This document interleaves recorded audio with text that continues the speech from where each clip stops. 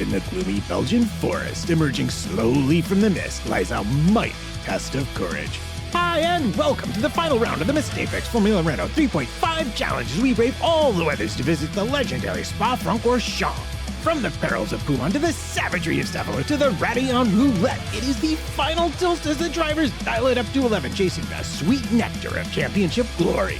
To get us underway today, please give a warm welcome to your commentators, Chris Stevens and Chris Catman Turner. The finale of the Mist Apex iRacing Formula Renault 3.5 Championship sees 8 drivers battling to be crowned overall champion, and they will do so on a circuit that has provided us with so many thrills and spills over the years. The Circuit de Spa-Francorchamps is the setting for the title showdown. My name is Chris Stevens, alongside me for the first time this season, and I have missed you, my friend Chris Catman Turner. How are you doing, sir? It is wonderful to be back, Chris. I am so pleased to be back at this wonderful circuit and actually at the season finale where we could be crowning a brand new champion. Yes, we will get into that a little bit later on. We're into the final 20 minutes of free practice, though, so let's head trackside and see what is going on. Track temperature currently at 22 degrees, as you can see. Lovely conditions for some racing this afternoon. Final 20 minutes of practice, as we mentioned. Currently, it is Danny Henny, fastest, the 3-time Mist Apex iRacing Series champion. That's a combination of the Formula Renault 2-litre and the Formula 3 days. This is the end of the first season in the Formula Renault 3.5, and it is Henny fastest on a 1:59.053 at the moment, but he's being closely followed by Gregoire Gomez, the Frenchman who leads the championship standings in by 10 points going into this final round. Kyle Power is his nearest challenger, but yet to take a win so far this season.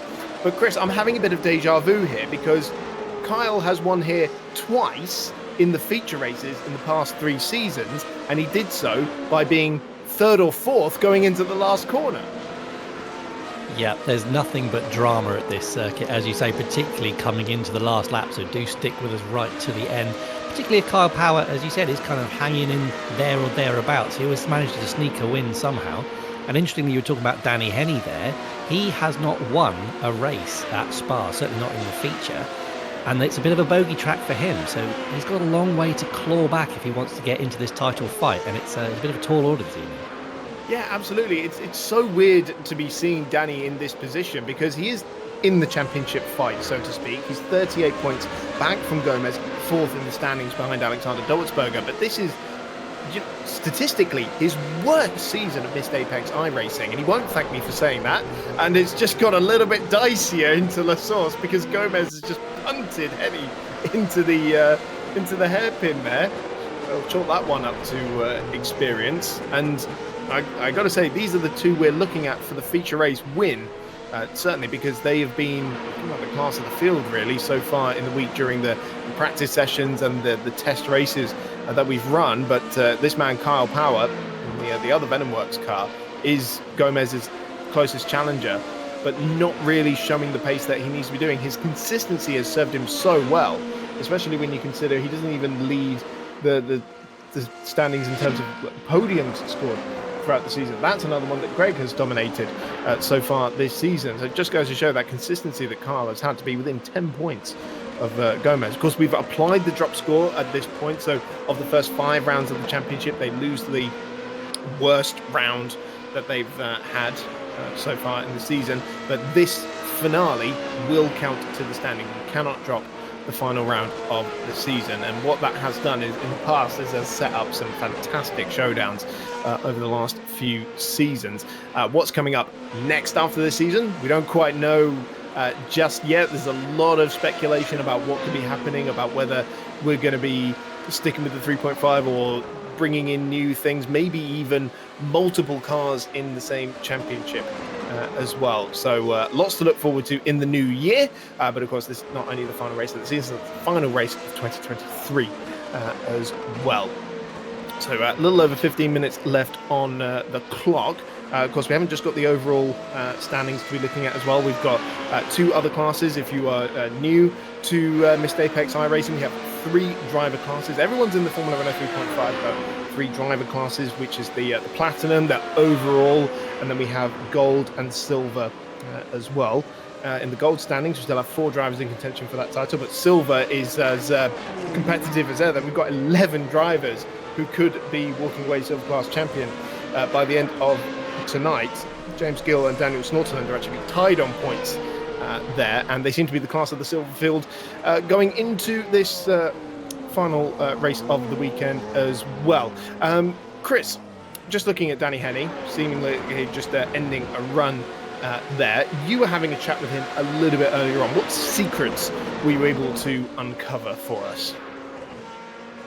Well, I can tell you one thing about his livery, which I'm sure is probably the most important thing you really desperately want to hear about this evening. Yes. So he wanted to switch away. He's very superstitious, is Danny, isn't he? He wanted the orange livery for this round.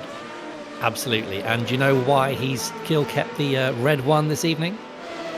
Go on, tell us. It's because his little boy said, he asked his little boy, what do you want me to race in tonight? He's like, race in red, Daddy, always in red, Daddy. I was like, okay. So, yep. So despite the superstition, he's stuck with the red livery. Will that come back to haunt him? Nobody knows, but we shall see. Yes. Yes. So anyway.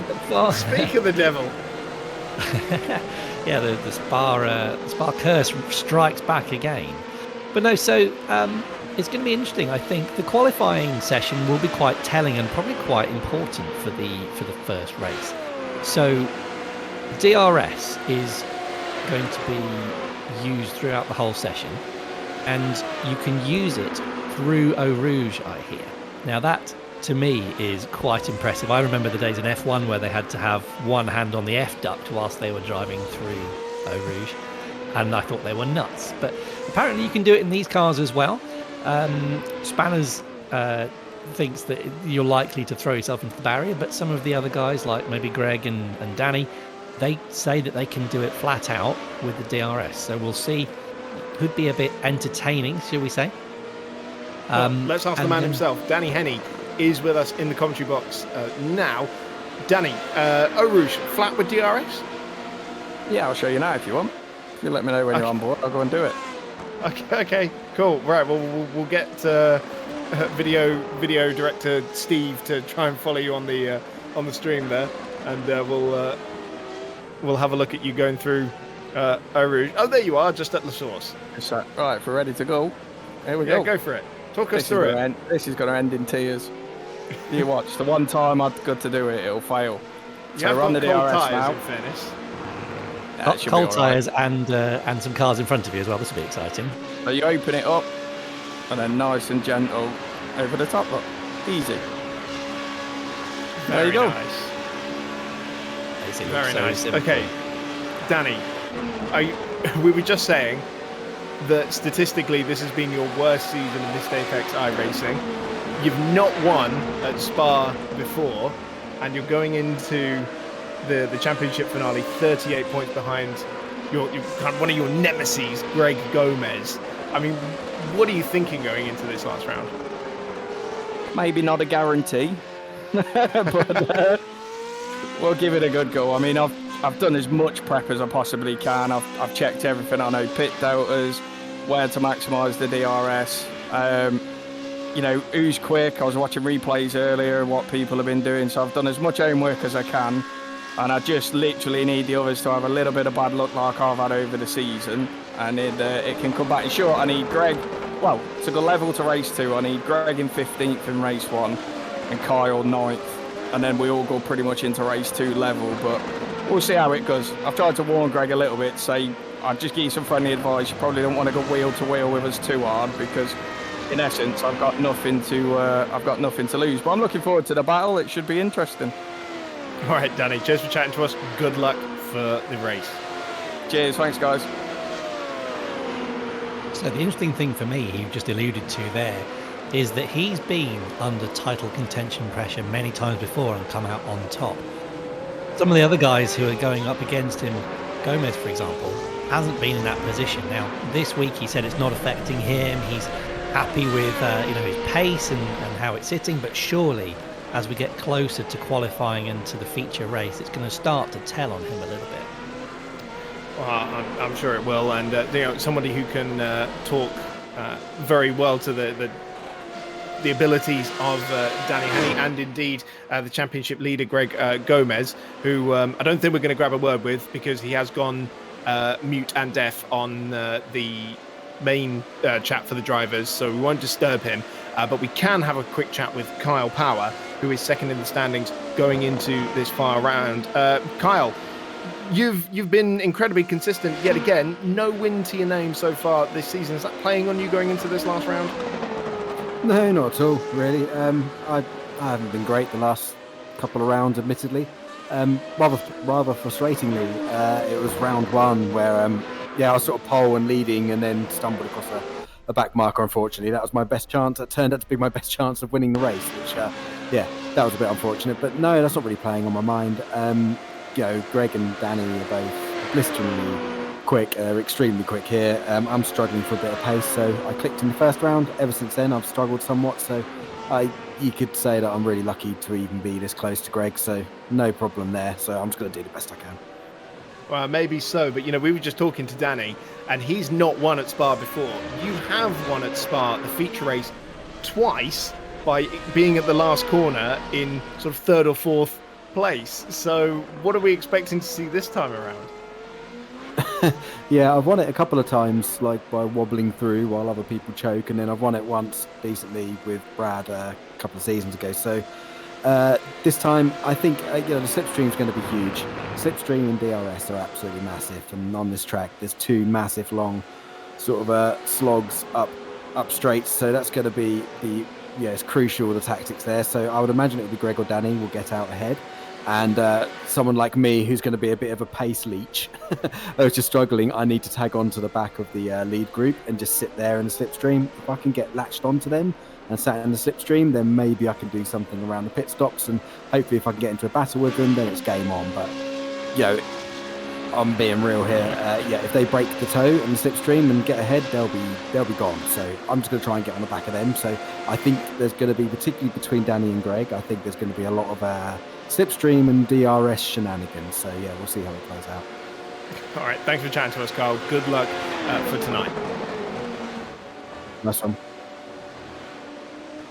Okay, before we head into qualifying, or indeed take a closer look at this Spa-Francorchamps circuit, let's take a very quick look at the championship standings because we do have 3 titles to settle tonight. So in the platinum standings, it is Gregoire Gomez who leads by 10 points, and then a further 17 points to Alexander Dobutsberger in third place there. Danny Henny in fourth, 38 points back. Stephen Williams in the top 5, 53 points back. The top 8 drivers, all the way down to Jose O'Donnell, if you look at the overall standings, is in contention there, but Jose is actually leading the gold drivers standings ahead of Lucas Raskovitz. He has some 50 points over Raskovitz, actually, who's only 3 points ahead of Alex Smith. So potentially Jose can wrap it up in this first race of the night. If he outscores Lucas by 22 points, that's a bit of a big target to have. So we will keep an eye on that.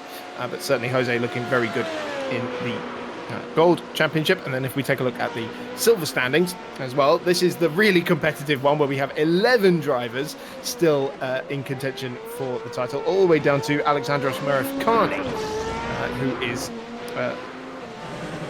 some 121 points back, I think it is, from James Gill. James Gill and Daniel Snortland there, level on points at the head of the championship, and so far this week they have been the class of the field in that particular class as well. So we're going to keep a close eye on these as much as we can throughout the night, but 3 championships to be crowned over the course of the next 3 races. So before we head into qualifying, let's take a closer look at the 7.004 kilometers of the Circuit Spa-Francorchamps. Spanners was kind enough to take us around for not 1 but 2 laps of this circuit to show some of the danger points and how to attack this track.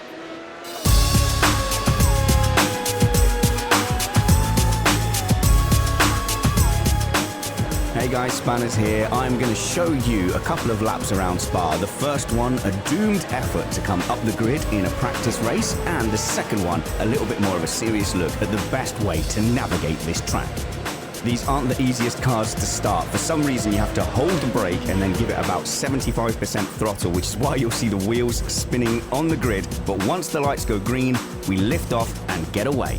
I get away reasonably cleanly, but you can see Kyle Power gets a much better start as I leave Frank standing on the right-hand side, and now I'm trying to get past Andrew and Daniel on my left-hand side. So I've found a reasonable gap here, but you have to do risk-reward. When you're 4 wide, I decide to lift off. I let Andrew get ahead, but that puts me all but last as we head down to Eau Rouge. So this can be taken with DRS, but apparently you gain about 1/10, and there's about a third chance that you'll end up snapping into the wall. So I don't use the DRS there. I could activate it here on the qualifying laps, and there's a lot of slipstream to be had as we head down to Le Combe. Now this is all about looking ahead. Is there someone here who's going to lock a brake and snap left? I've seen the video before, so I know that happens to poor old EJ. But looking ahead, there's chaos as we go into the left-hander. Be careful, don't hit anyone. Oh, I've hit Ryan Sedgwick. He had it coming. And then this is the danger now. I'm hooked on Kyle Power and Smith behind me as well, but we all get away. I've got front wing damage now, and that's something you really have to consider when you decide if you're going to come into the pits or not. Tim Ellis has got more damage than me, but I've certainly got repairs that are needed. Molden, race control on the left in the gold car. Can he make a move down the inside of Speaker's corner? No, he doesn't. So that leaves me to push on ahead. Can I try and get under the skin of Daniel Snodderland, who's behind me? And can I do anything to catch up with the champ ahead as we head into the final sector? Drag the brakes into this right-hander, and if you can keep up your apex speed to stay in 4th gear, all the better. But I'm struggling for turn-in because that wing is damaging my downforce and I can't get the front end to grip. I've got Sean Bennett up ahead and I have a rush of blood there. I see Sean, I see that he's gettable, so I lock my brake.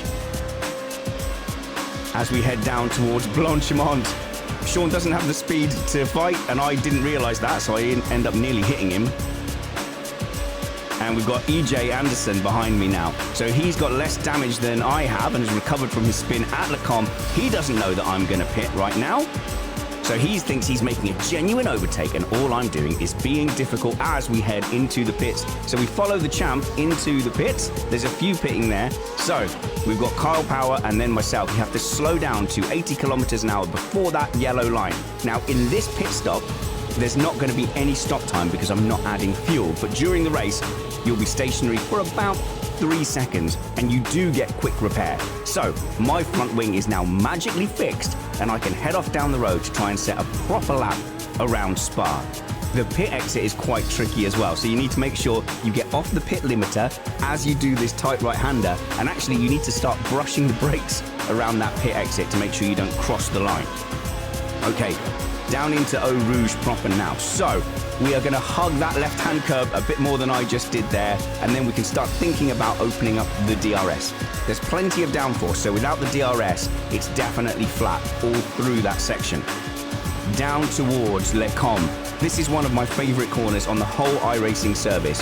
It's not a big stamp of the brakes. You ease them on and you squeeze to here, and then you release. And it's all about sacrificing that left-hander now so we can get back to the left and be as near to flat as possible for that right-hander. Turn 8. Again, it's downhill, so we have to drag the brakes, avoid locking that front right-hander, and then just wait and wait and wait until we get down to Speaker's Corner, or No Name, in 4th gear. You have to accelerate a lot earlier than you think.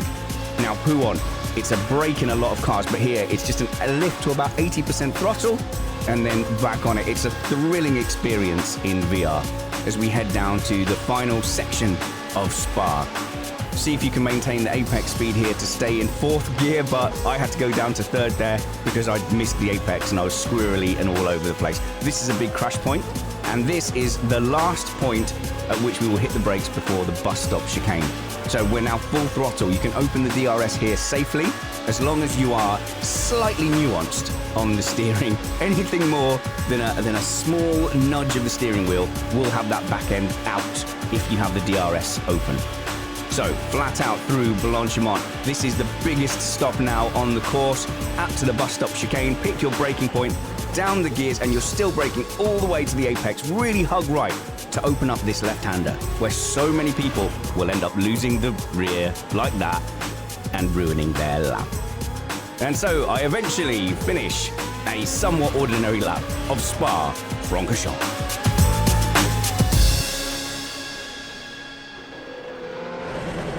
Well, thanks for that, Spanners. Certainly showing us how not to take the bus stop chicane right at the end there, but hopefully all will be well in qualifying, which is just about 23 seconds away. So it will be Danny Henny who leads the way in this free practice session. 1:59.053 is almost 0.2 of a second clear of Gregoire Gomez. I expect to see them two fighting for the pole position in the feature race, and then indeed battling for the win afterwards as well. And Luke Power has been showing a good turn of form as well in the number 6 car. He's third fastest in this session. We've got less than 0.4 of a second covering the top 3 actually, as the checkered flag comes out for free practice and we head into qualifying. So if you've not joined us for a round of Missed Apex iRacing in the past, we have a 10-minute open qualifying session. So it's not like in the officials where you get the track to yourself for 2 flying laps. They all go out together, as you see, and this means we're going to get some tactics, especially here where the slipstream is so powerful. Anybody who's able to position their car nicely will get themselves a nice advantage. And indeed, we did see here a couple of seasons ago, Alex Dronsma took his only pole position in the Formula 3 category at this track because he got a great slipstream off of Spanners at that time. And here we're already seeing the tactics at play. Danny Henny vying for the head of the field there, going past Tim Ellis, that blue car, who was the first car out of the pits, and Alexander Dobbelsberger following closely behind as well. There we can see Kyle Powers not too far back in this queue as well. So they've got 10 minutes to set the fastest possible time. This will set the grid for the feature race, which is a 14 lapper with a mandatory pit stop. So the cars are short fueled for the feature race, so they have to come in, get a quick splash of fuel, and then come back out. So that's a nice strategical element that we have in the feature races, which is then followed by 2 top 20 reverse grid sprint races. So we take the result of the previous race, flip the top 20 on its head. That gives us the grid for the next one. Those are 9 laps each. And Chris, looking at Henny here, and actually indeed looking at the stats, Danny is one of only 2 multiple pole sitters so far this season. The other one is Kyle Power. Absolutely, and he's got a very good game plan here that he shared with me earlier on. So he said that yes, the slipstream is really important here. You gain about 0.3 in that first sector, but opposed to the Formula 3 cars that we were driving last season, the dirty air in these cars through the middle sector is far more of a factor. You lose about 0.5, he said he was doing in practice. So actually, he said he likes to be at the front of the field, so he's not got any distractions. Even though he doesn't get the slipstream, he won't get that dirty air. The only caveat is, of course, if you have a compliant teammate who will just jump out of your way. But he doesn't have that today because his teammate, Kyle Power, is about 3 cars behind him and also vying for the championship. So he's not going to get that lovely tow. As you can see behind there, that Ellis is definitely benefiting from that. But you'll see him drop away in that middle sector. Yeah, and we're getting a good view of it. Ellis is hoovering up that slipstream and actually was nearly half a second faster in the first sector alone on this first flying lap so far when they reached the first sector split. So that just shows, even with them both using DRS, that's just the power of the slipstream. But yeah, maybe in this section of the track, this is where Ellis is potentially going to struggle. Tim Ellis sitting 7th in the championship. This is somebody who's been with us since day 1 of Missed Apex iRacing, all the way back in the Mazda MX-5 days through Formula Renault 2 litres, Formula 3, and now Formula Renault 3.5. He's been at a number of our karting events as well. Always keen to try and turn a wheel at a Missed Apex event, and has always been fighting up at the front of the field in the virtual world. We'll get the second sector times in just a moment as they make their way. Here's Gregoire Gomez making his way through Stavolo, and it's return serve as Henny was half a second quicker in the middle sector as well. So they're on a fairly level pegging, Ellis and Henny at the moment. Let's see what Gregoire Gomez has got up his sleeve for this one. He sort of matched Henny in the first sector. and indeed in the middle sector.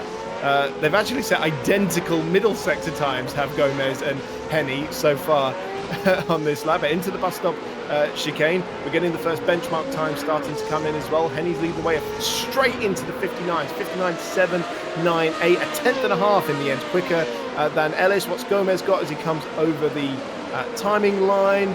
He doesn't go anywhere, so he must have done a 1x on that lap. He has indeed. I can see he's got one incident point, so he must have exceeded track limits on that, so his lap time has been deleted. In the meantime, this man, Stephen Williams, has gone fastest by nearly half a second, of 59.328. So that was a storming lap straight out of the box from Stephen Williams, who does have a pole position to his name so far this season. I think it might have been all the way back at the first round of the Nürburgring, actually.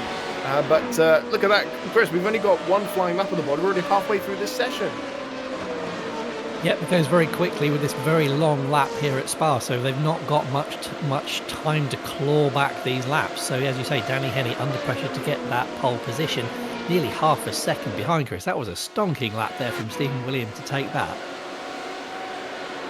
It certainly was. Let's see if Henny in that number 2 red machine can return serve on this next lap. I think if he matched his best first sector there, or his previous first sector time on that lap. This is not a hot one for Stephen Williams, I can tell you. He's about a second off in the first sector on this particular lap, so definitely Henny's going for 2 straight push laps here up at the head of the field.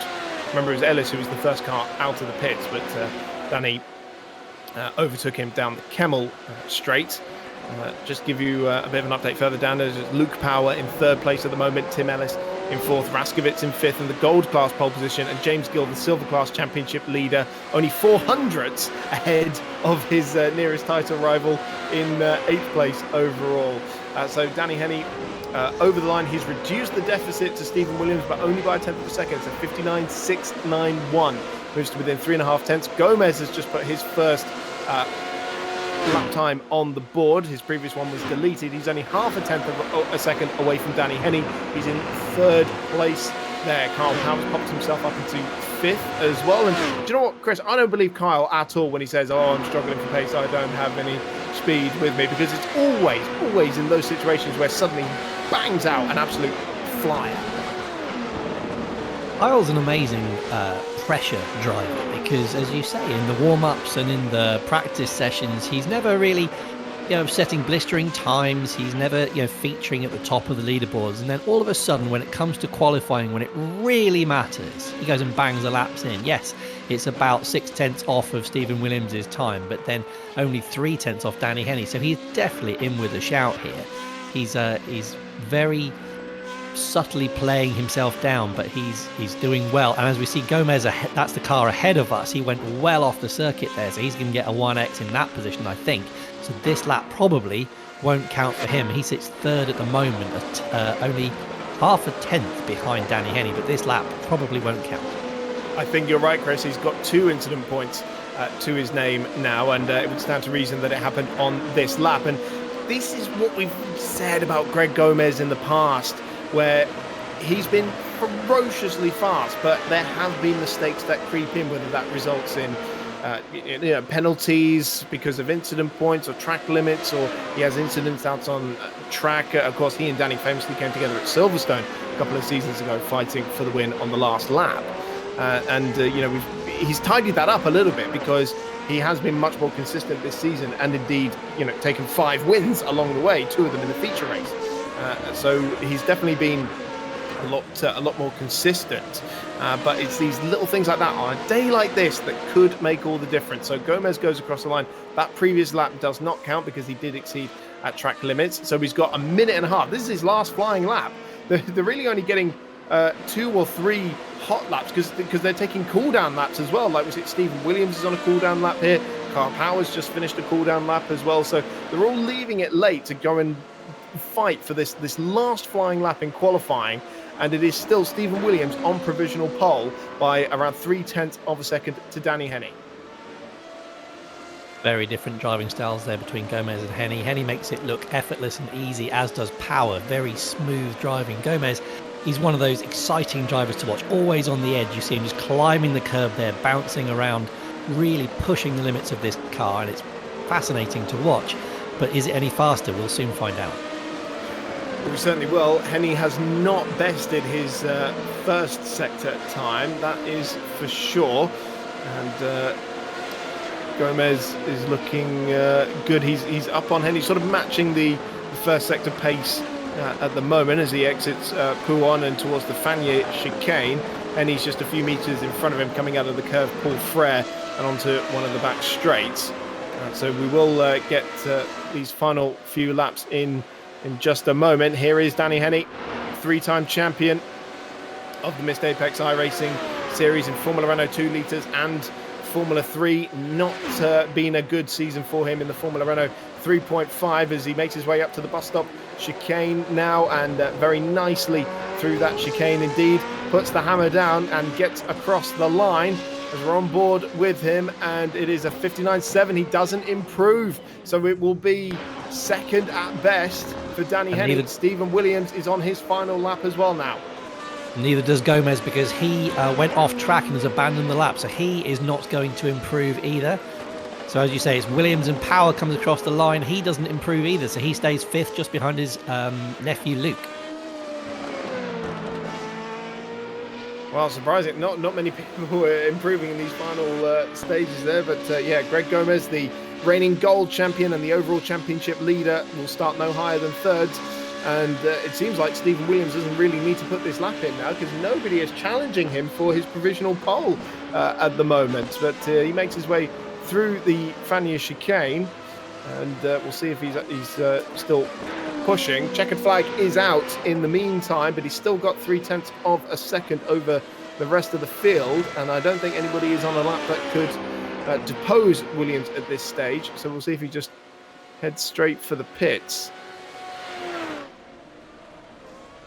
There is Gomez in the pits, so confirmed it will be second row at best for Greg Gomez. Kyle Power has made it across the line, and it looks like he's backed out. And I've just seen on my other screen that Williams, he definitely was pushing, because he's dropped it out of the bus stop chicane, trying to lower that benchmark of the 59.3.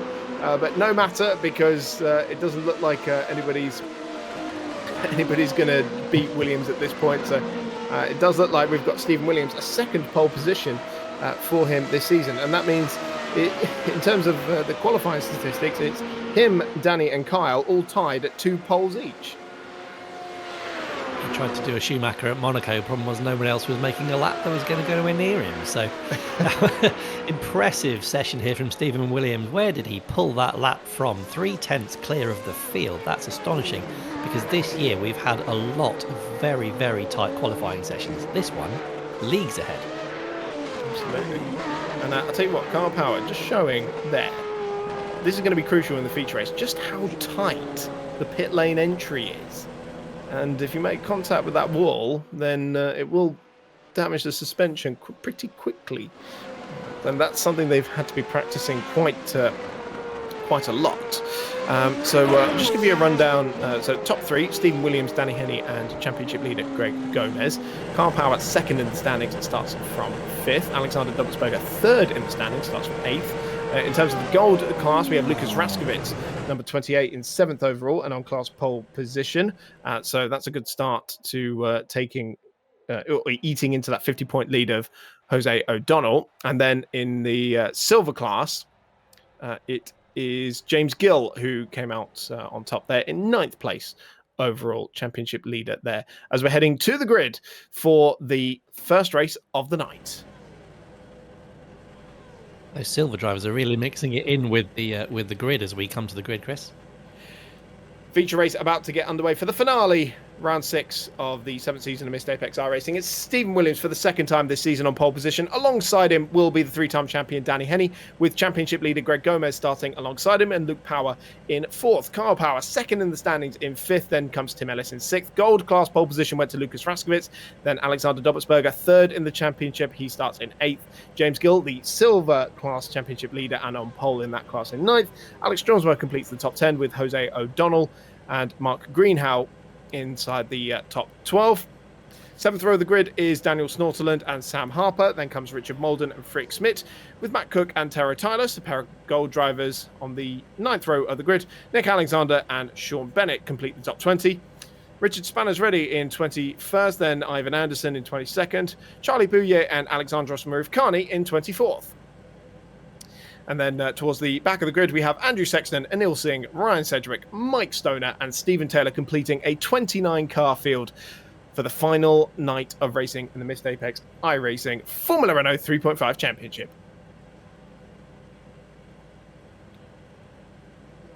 We're about to get underway then for the season finale in the 7th season of Missed Apex iRacing. It is Gregoire Gomez who leads by 10 points to Kyle Power, then a further 17 to Alexander Dobutsberger.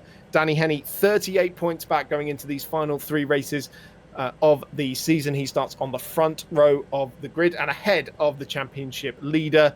They've had some fierce battles over the season and indeed over the years. How is this going to play out? Championship contenders starting at the front of the grid. All 5 lights are on.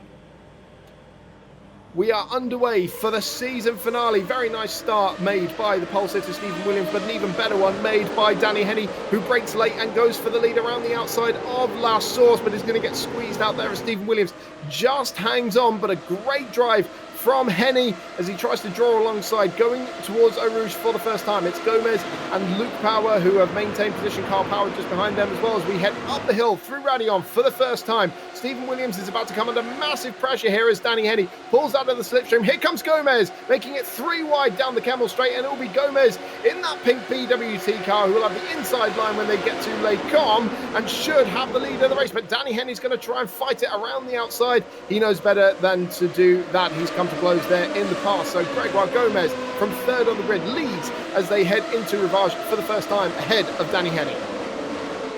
Absolutely beautiful car positioning there from Gomez, brilliantly down the inside, used that double slipstream, that hole punched in the air, managed to get on the inside and then hang Henney out to dry on the outside. I was a little worried there that Henney was going to get pushed wide, maybe even punted off, but it's very clean so far. Henney goes a little wide there under the dirty air coming through Stavelot.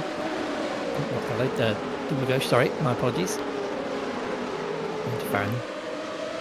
Well, this is going to be a pack race, isn't it, Chris? And they're going to stick like this for as long as they possibly can, because the slipstream is just so powerful. And we've seen those tactics at play in many of these races over the past few seasons. So as we head back onto another flat-out run here, Henney's right in that slipstream with Gomez again, and it looks like they're going to go side by side again here, not towards Blanchimont as we ride on board with Danny Henney, but will he have a look into the bus stop chicane potentially? Gomez it looked like he was going defensive, but in the end takes the normal racing line. We've got side by side for 3rd place as Luke Power. Beautiful move around the outside of the bus stop chicane and takes 3rd place away from Stephen Williams. It's been a disastrous first lap for our pole sitter. He has gone from 1st down to 4th.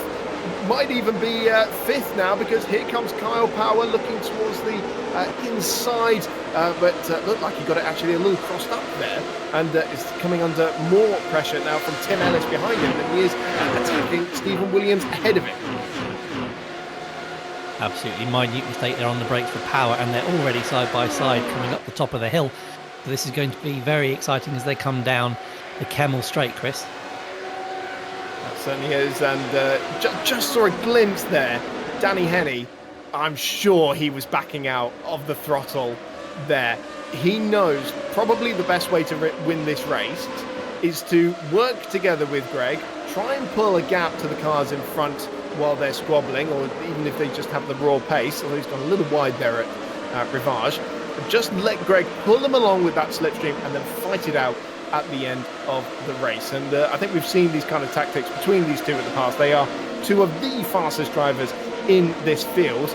As we see, he does like to play daredevil with that curb in the middle of Puon there, as did Luke Power, actually, as they go back through Fagnes once again. But you see, they are just starting to eke out the slenderest of advantages over the rest of the field. And I wouldn't be surprised if Luke Power is going to be spending a bit more time looking over his shoulder here as they head out of the curve for Fret, and should be probably under pressure from Stephen Williams. Once again, Kyle Powell waiting in the wings as well there. Tim Ellis, Alex Johnsma, Alexander Dobertsberger, Lucas Raskowitz and James Gill. That is the top 10 as we head to the end of the second lap.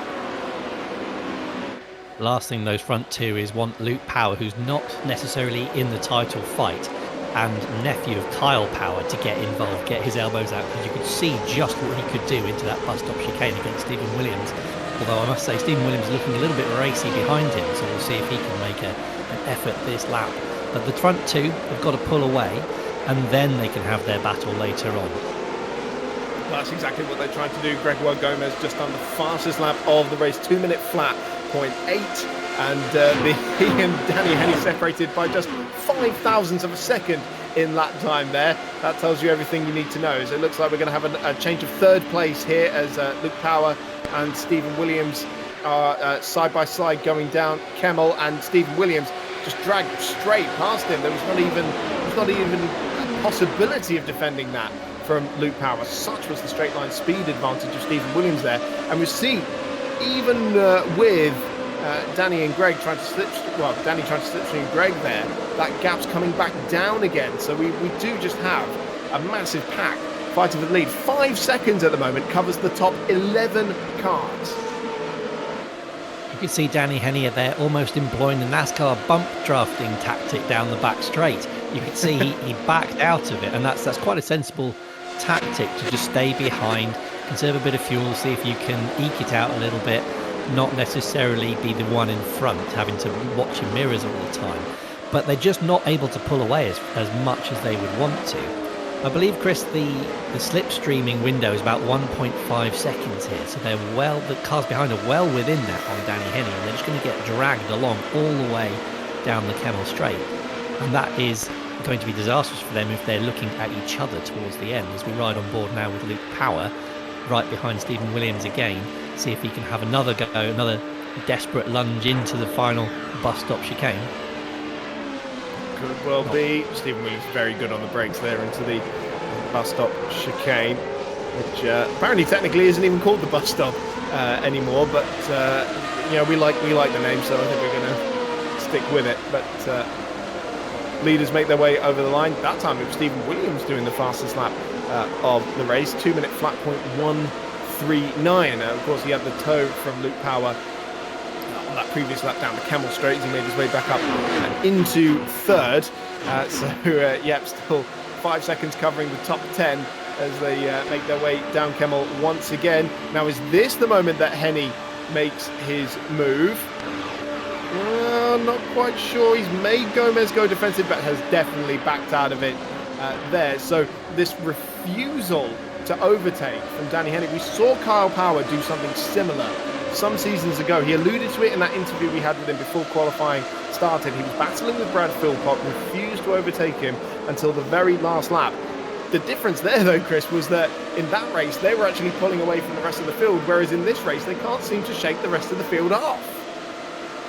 That's it. It's very easy to be the predator in second position if there's no one behind you, but there's an absolute pack that is clamouring for that top position. There's at least 4, 5, 6. You can see them there in a nice big line.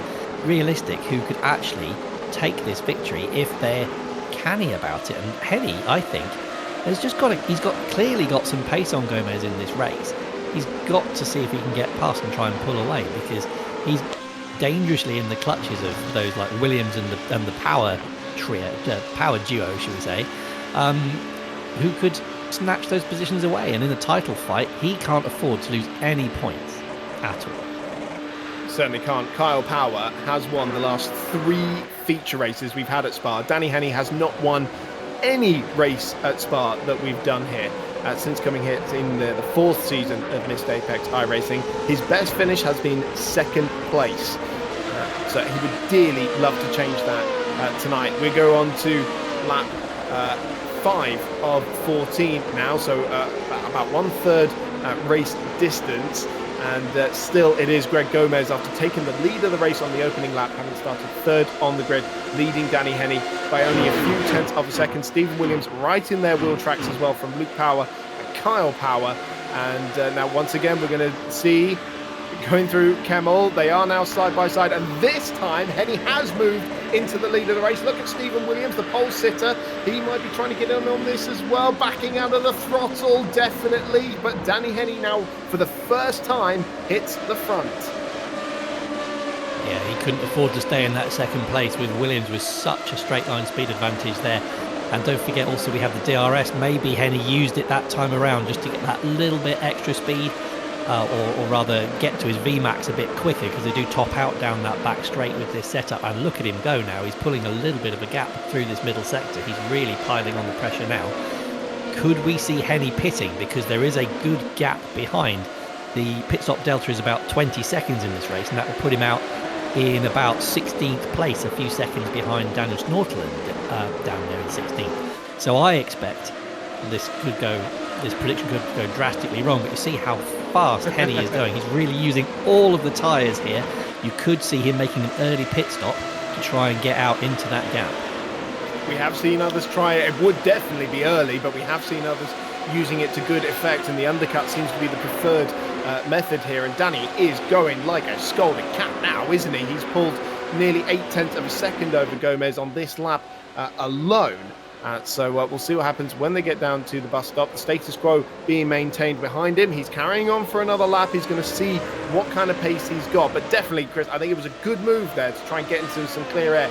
Use the pace he's got, because sitting there in second place, he was just having to watch his mirrors a little bit too much. And of course, as soon as he's in clear air, we get the first sub 2-minute lap of the race. 1:59.746 from Henney. He leads by nearly 0.9 of a second.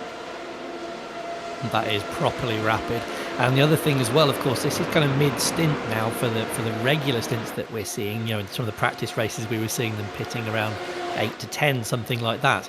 And actually, the tyres do start to overheat, so you've got to particularly stop the slip out of the slow corners, so out of La Source particularly. They can light up those rear tyres, and maybe Gomez has been pushing those tyres a little bit too hard, maybe hasn't got the same mid-stint pace that Henney has got here. Although I say that, I seem to be commentators cursing all over the shop tonight as Gomez starts to bring that gap down a little bit, still maintaining about half a second. But this is obviously the middle sector where that dirty air we were talking about in qualifying starts to have an effect.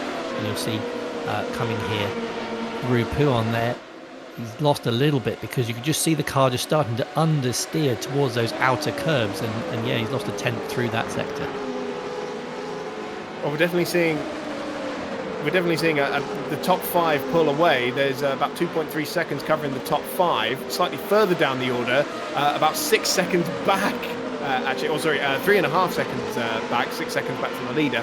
We've got this battle happening for 6th place, with Alex Jonesma at the head of the field, from Tim Ellis, Alexander Dobertsberger. Remember, he's 3rd in the championship as well.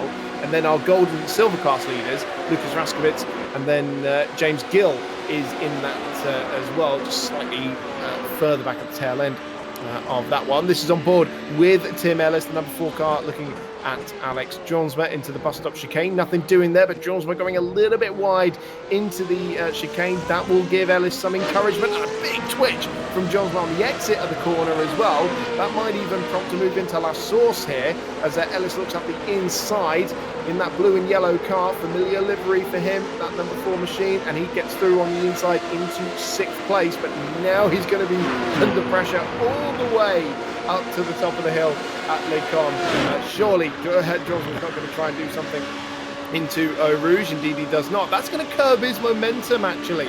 So he might have to get on the DRS button to make a difference here, as Ellis defends to the inside. And while the leaders have been refusing to overtake each other, these two seem to be swapping left, right and centre. But he hasn't done anything into Les Combes on that occasion. Raskowitz is nipping at his heels, though. It's all very close in the middle of the pack there. What exciting racing we're being treated to in this season finale. Often you tend to get, especially if the championships aren't decided, people tense up and not able to to push or fight as much as they normally are, but these guys are going at absolutely hammer and tongs. It's wonderful to see. Just an update on the Gold Championship. So it is Lucas Raskovic leading the class in 8th place. Jose O'Donnell, the championship leader, is in 10th place overall, in a bit of a race on his own. He's 5 seconds back from the battle we're watching at the moment, and about 3 seconds ahead of Sam Harper, who's 3rd in class. So Jose O'Donnell keeping a nice stable race. He won't wrap up the championship in this particular race, but certainly running very strong at the moment, with only his nearest title rival running ahead of him in class at the moment. And then James Gill would stretch his advantage at the lead of the silver class standings as well, in 9th place overall. And it's interesting, we're seeing more of the silver drivers mixing out with the gold and even some of the platinum drivers, because we are reaching that tail end of the season. I'll finish up that point in a moment. Race leader Danny Henney is into the pits at the end of lap number 7. Danny Henney has pulled the firing pin and made it into the pit lane. So Gregoire Gomez takes over the lead of the race. So that means we've now got 1 second covering the top 4. They're making their way up Eau Rouge now as Henney exits the pit lane now, and quite a slow stop there, 4.5 seconds up at the top of the hill. Stephen Williams is making a move for the lead into Les Combes as we see Henney going up there, but actually nothing doing going into Les Combes. It was Williams and Gomez side by side, but Gomez holding it firm there. Look at that train of cars. 1 second covering the top 4 going through Rivage here. We're just over half race distance. Danny Henney, crucially, looks like he's come out in relatively clean air. He's 2 seconds back from Sam Harper. So how are these guys going to react now? That is the question. It's a very interesting one, and as you say, Henney's got that gap perfectly. And the interesting point on the tyres is, as they're cool tyres rather than overheated tyres that the other guys will have, is that Henney will be doing a blistering middle sector. We can watch out for that on the timing screens. And also these guys are fighting, so they'll be taking time away from each other. So I do expect that Henney will have used the undercut to perfection there and should end up in the lead. Now, do you extend as Gomez and Williams, or do you keep, or do you pit and see if you can make the most of it now, Chris? What would you do? If I was Gomez, I'd be thinking about swinging right into pit lane here, because he's got Stephen Williams alongside him once again, this time towards the bus stop chicane. Williams breaks very, very deep around the outside, and as anticipated, pulling into the right-hand side there was Gomez and Luke Power. So our new race leader and our third place car pulling into the pit. Stephen Williams and Carl Power have carried on. So let's see what happens there, and let's see where Danny Henney is crucially as well as these two come into the pits. Danny Henney is making his way down the start-finish straight.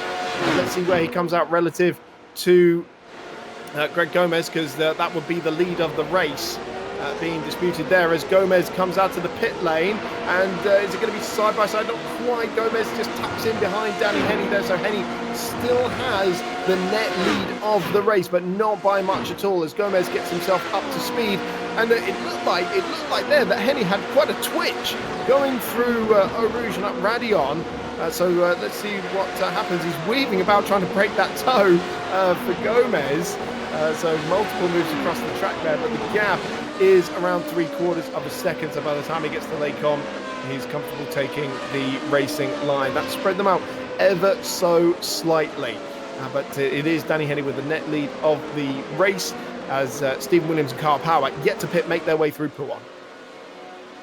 And watch out for Luke Power just behind, because he might really attack the entrance of that pit lane, made up a little bit of time on Gomez and the rest. So you could expect him to close that gap, and then there'll be nothing for Williams and Kyle Power to fit into. So he may have made a couple of places there. Well done. Stephen Williams and Kyle Power, they're making their way towards Blanchimont now at the end of lap number 9. And, potentially expecting them to peel right into the pit lane. So how much cloudier it is over at that end of the circuit compared to what it was earlier.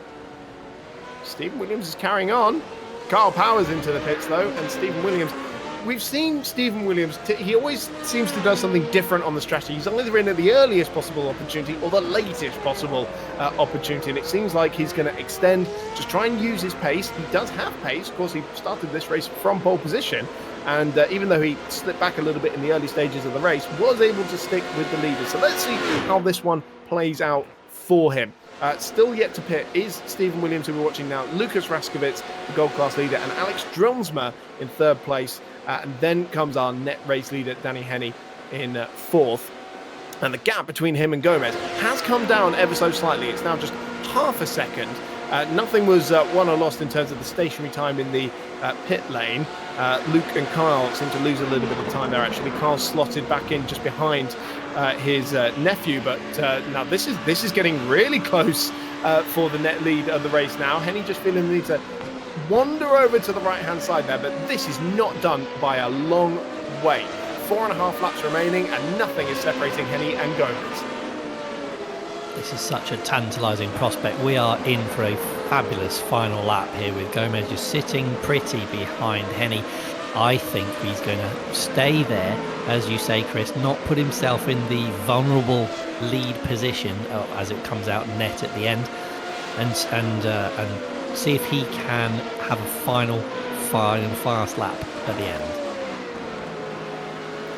See that gap stretching out a little bit again in the middle sector, as you might expect, but that slipstream will pull Gomez back towards Henny in the final sector of the lap. And the leaders are heading towards the end of that lap now, so expect to see them in the pits in a moment. Just behind them, Tim Ellis is he in the blue and yellow car in 8th place overall. Alexander Doxberger just behind him. And then we'll see where Lucas Raskovic and Alex Dronsma, who are yet to make their stop, will feed back into this battle. Of course, they were squabbling over the 6th place spot a little bit earlier on. Raskovic has continued round again. Stephen Williams has come into the pits, though. Raskovic takes over the lead of the race, yet to stop, of course.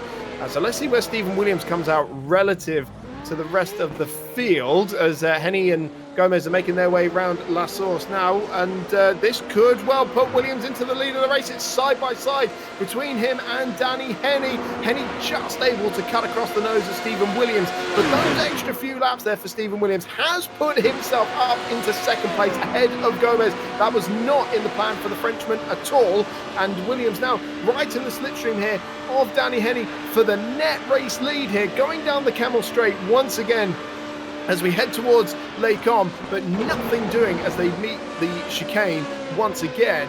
And it is now 3.5 laps to go. You can throw a blanket over the top 3 cars. I had wondered where Williams' pace gone in that first sector. Clearly he was carrying a little bit more fuel than the other two, had a slightly quicker stop as well. So that has put him right back into this fight at the front. You could not see a cigarette paper between Henny and Gomez before, and suddenly he's managed to shoehorn a car in there, Chris. That is amazing. This is pretty much how the top 5 will look now. You see how they've just completely left Luke and Kyle Power for dust. Luke is now 2.5 seconds back from this battle. Kyle's another 2.4 back from this. So if Kyle's going to make it a 4th consecutive feature race win at Spa-Francorchamps, and potentially even by relying on some last lap, last corner calamities, he's really got to get his foot down. And I have to say, I think the streak is going to come to an end here. If we're going to be picking a winner here, it's going to be between Henny, Williams and Gomez, potentially. So we've got, coming up to the end of lap 11 now, still Lucas Raskovic and Alex Dronsma yet to pit. Expect to see them in shortly, but this is the battle for the net race lead. Danny Henny leads Stephen Williams by Greg Gomez, and a little over a second separates them at the moment. Henny got it all wrong on the exit of the bus stop, though, and Williams has to dart over to the left-hand side to avoid the rear of Henny's car, side by side into La Source, but he does not want to be making a move there because he knows he'll be eaten alive on the flat-out run from here all the way up to the top of Les Combes, and Henny survives for a corner there, but a big mistake in showing he's under pressure here. Look at him backing up into Eau Rouge. He's completely forcing Williams off the throttle, and now back to full racing speed here, but Williams is going for it. They're side by side down the Camel. Gomez trying to try and shove his nose in there as well. We can see him trying to make it 3 wide. He has to back out of it because he almost gets his nose chopped off Nothing separating Henny and Williams here. We know how good he's been on the brakes. Can he make it all the way around the outside of lane come? Yes, he can! What a move from Stephen Williams. He takes the lead of the race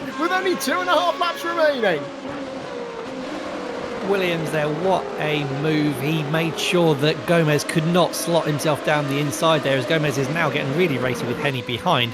Has Henny lit up those rear tyres and he's got too much temperature in there, he might be dropping back a little bit, because Williams looks like he's making a run for it. He is. He's absolutely going for it at the moment, and Henny has another little wobble there, playing daredevil with the curb in the middle of Buon. Stephen Williams is driving the race of his life at the moment. And remember, this is another familiar face to the Missed Apex iRacing community. Been with us an awfully long time, always fighting up at the front of the field.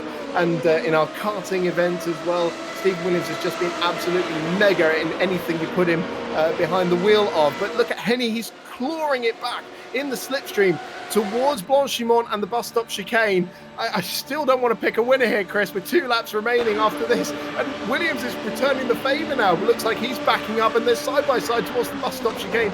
Once again, Williams with the inside line. And he manages to hold on. But look, they've been backing each other so much. Luke Power is right back on that scene. The 2.5 second gap that was there a lap ago has absolutely vanished, and now it's 4 fighting for the lead. 1.2 seconds covers the top 4 with 2 laps remaining. This is exactly what Henny and Gomez did not want. They did not want people not in the title battle to be mixing it with them. We've got Luke Power and Stephen Williams that they're going to have to treat with absolute kid gloves here, because those two will not want to back out of any moves as Gomez gets a great run off the top of the straight, Chris. Yep, going for the lead, and Williams looking a little bit defenceless here as Henny's trying to set the lead back again. He was under pressure from Gomez. Now he's putting the pressure on. He cuts across the nose of Stephen Williams, and Gomez follows him through as well. Wow, oh, Williams trying to get back up the inside in the middle of the lane chicane. He's not taking this line down. He's going to get forced out wide there. That's going to cost him a place. Luke Power goes through into 3rd place. Luke Power trying to get round the outside. Oh, reverse corner. Oh, great run, Gomez. This could be sensational if he manages to pull this one off, and Gomez has to go out wide. They're still side by side. This is brilliant news for Danny Henny, who is romping clear as a result of this. Gomez hangs on to 2nd place. What a few corners that was. Absolutely robust defending there from Gomez. He's going to have to do some more in the last couple of laps, in the final lap even. But as you say, this has given Henny that perfect breathing space. We talked about a 1.5 seconds being that slipstreaming gap. That's almost how much he's pulled out. Gomez is going to have to be careful here not to come into the clutches of these two on the final lap. He's exactly where he did not want to be. And those two were just demonstrating how good racing they are. Such clean racing there.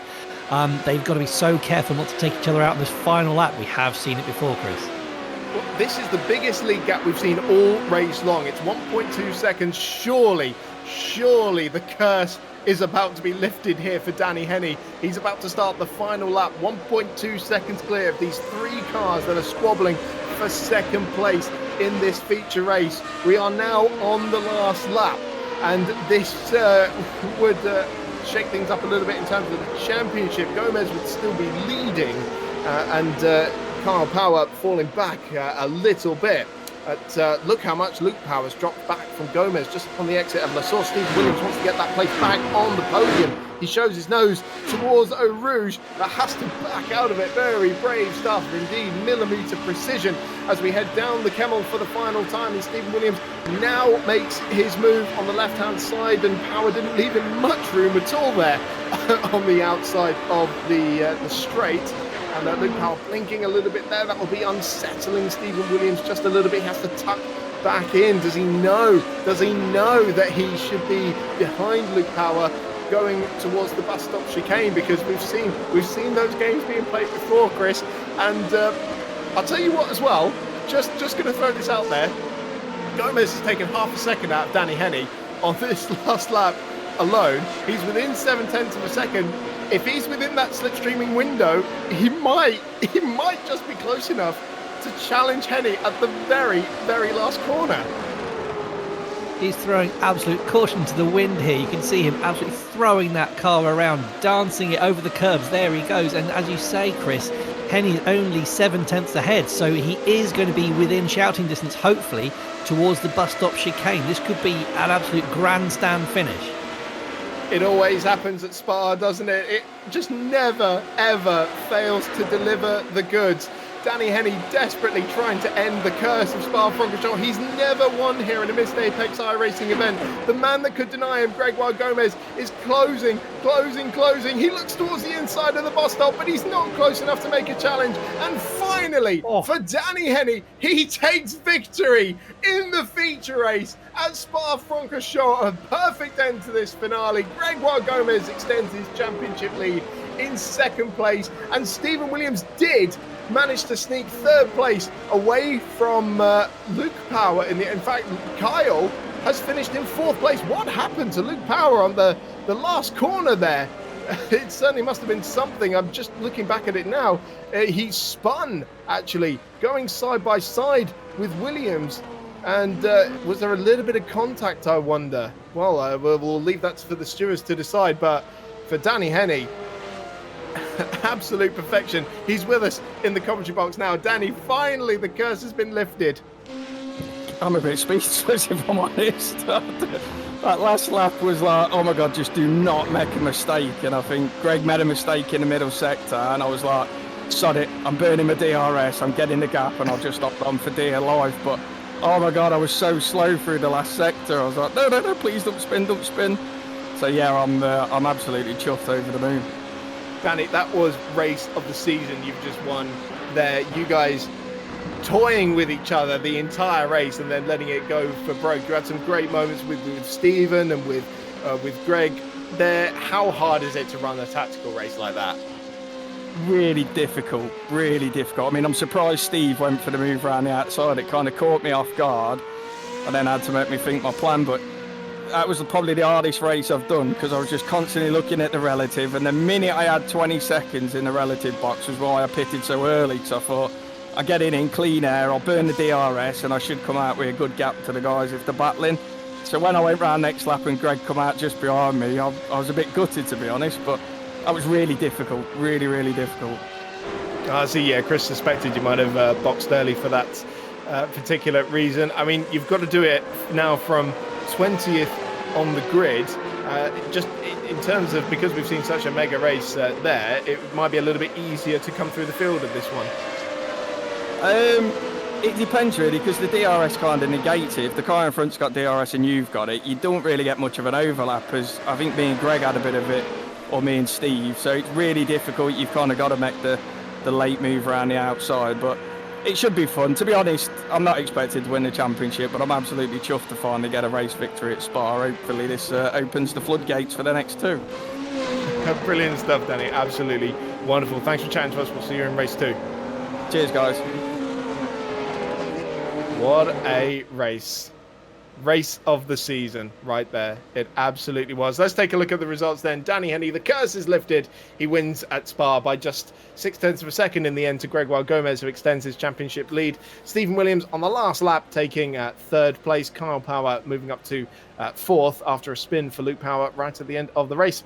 Alexander Doppelsberger takes 6th place, head of Tim Ellis, with James Gill extending his lead in the Silver Class Championship with the class win there. And Mark Greenhow coming out on top in the Gold Championship in the end there, head of Alex Jonsma and Lucas Raskovitz, with Daniel Snorterland second in silver and in 12th place overall there. Jose O'Donnell in 13th. And Sam Harper, Richard Malden, Matt Cook, Ryan Sedgwick, Taro Tylers, Sean Bennett and Ivan Anderson completing the top 20. That, of course, means that Ivan Anderson will be starting the next race from Reverse Grid Pole, which will be coming up next. So don't go anywhere. We're going to take a quick break, but now we'll be back for a top 20 Reverse Grid race.